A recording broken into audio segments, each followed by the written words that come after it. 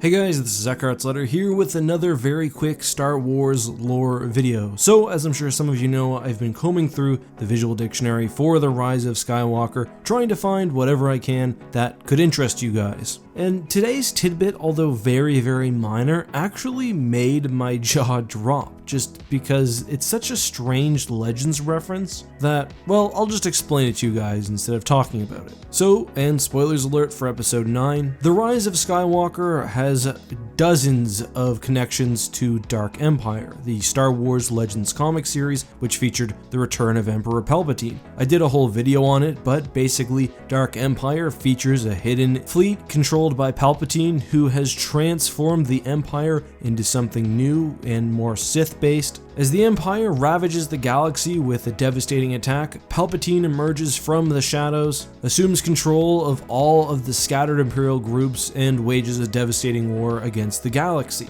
As Palpatine attempts to move his essence into a new, younger body, he is protected not only by planet-killing warships, but also a group of new Darkside Force adepts and new Imperial guards, specifically the Sovereign Protectors. We'll talk about the Legends origin of those guys in just a second, but what really blew my mind is that the Rise of Skywalker very specifically says that Palpatine's new Royal Guards are also given the name Sovereign Protectors. Here's the quote from the visual dictionary. The best of the Sith troopers are elevated to the rank of Sovereign Protector, forming a cadre of elite royal guards stationed in the amphitheater housing the throne of the Sith. This is one of some really crazy Legends references, some of which you guys probably have heard about, including mentions of Revan, Undeadu, and others, but some that I haven't seen talked about as much. For example, the recanonization of the Parang, an ancient Sith weapon featured in Fate of the Jedi.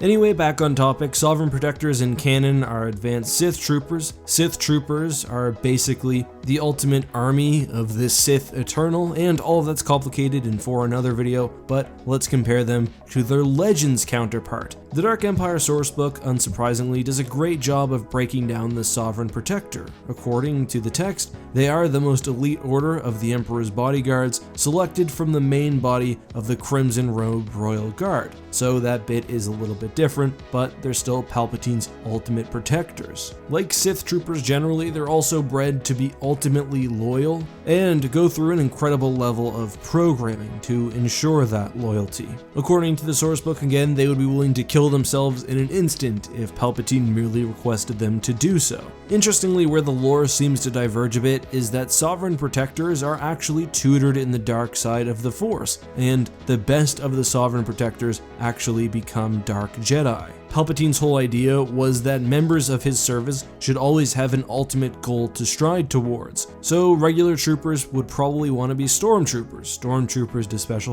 special forces to Royal Guards, Royal Guards to Sovereign Protectors to Dark Jedi to specialized Dark Jedi like Executors, and more. I don't want to focus too much on the lore, I just wanted to bring this neat connection to your guys' attention. I think it's really strange but cool that they've seemed to double down on the fact that this is basically Dark Empire for Star Wars canon. I'm also interested to see how the Sovereign Protectors will develop within the lore, whether they'll sort of go with the Dark Empire route and describe some rudimentary Force sensitivity to the guards perhaps. I mean, I watched the fight again and it's hard to tell, they don't seem to be Force sensitive, but I also didn't really get a good look at their outfits, so I'd like to see more perhaps in both the upcoming novel and maybe additional visual guides. Also, I just can't mention Sovereign Protectors without mentioning Karnor Jax. In Legends, Jax was a Sovereign Protector who became a quasi-Sith Lord after the death of Palpatine. He featured as the antagonist in Crimson Empire, before eventually being killed by a former Royal Guard, Kur Kanos. Crimson Empire is a really cool and quite popular Star Wars comic series, so I checked that out if you haven't already, especially if you're interested in the post-Endor era